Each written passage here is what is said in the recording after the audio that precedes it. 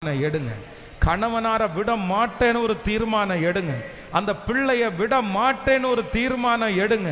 கர்த்தர் சொல்லுகிறார், ஒரு கிதியோனின் நிமித்தம் கர்த்தர் விதையை காப்பாற்றுவாரானால், கனியை காப்பாற்றுவாரானால், அறுவடையை காப்பாற்றுவாரானால், உங்க மூலமா ஆண்டவர் எப்படி காப்பாற்றாம இருப்பார்? காப்பாற்றுவார். நீங்க தைரியமா நின்னா போதும். நீங்க தைரியமா நின்னா போதும். சத்துருக்கு எதிர்த்து நின்னா போதும். பிரச்சனைக்கு எதிர்த்து நின்னா போதும். அந்த சாபத்திற்கு எதிரா நின்னா போதும். அந்த வல்லமைக்கு எதிரா நின்னா போதும்.